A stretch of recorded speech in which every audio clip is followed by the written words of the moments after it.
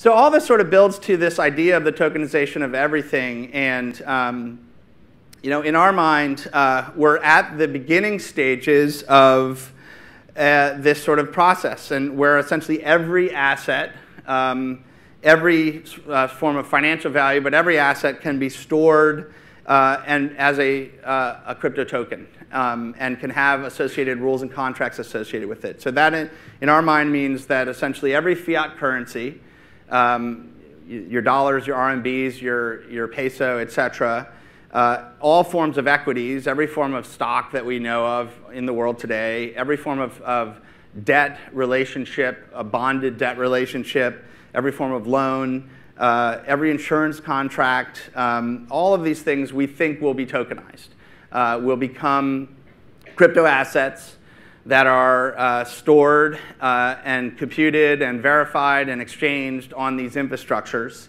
And ultimately, the securitization of every form of property. So there's really no reason why your house or your car or your land or your personal property can't be tokenized.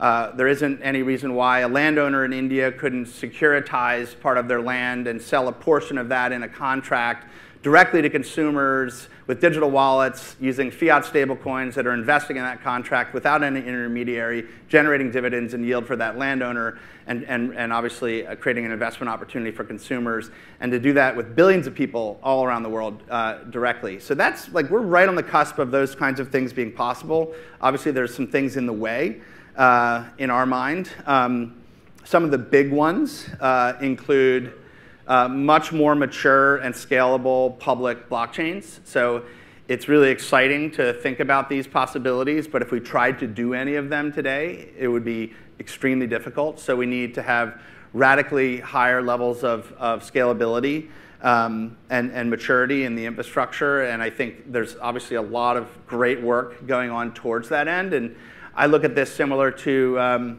the early days of the internet, and even the early days pre-broadband, when people could imagine like streaming HD television over the internet, but there are obviously a lot of steps between here and there to get there. And I think similarly, we're going to have to execute a lot of things, not just at the technical level, but even at the policy level, to make this possible.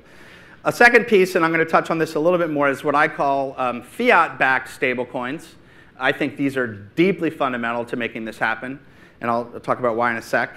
What I would refer to as token marketplaces or mature token marketplaces, there need to be platforms that individuals and businesses can use to tokenize their things, to express the rules of those tokens, and to exchange them, and to have liquidity on the exchange of those, and to do that on a global scale with billions of people. So token marketplaces are, in our minds, like fundamental market infrastructure that need to emerge. And what we think of as crypto-to-crypto exchanges today are like really, really early kind of like alpha versions of what these token marketplaces could become in the future. And then finally, a lot of legal and regulatory clarity on this vast and diverse range of crypto tokens that are emerging. There's this enormous diversity of how you could classify these things. And whether we like it or not, governments are going to have a say in this, and we have to get clarity, and we want to get as much clarity as we can so that we all know the rules of the road on this stuff.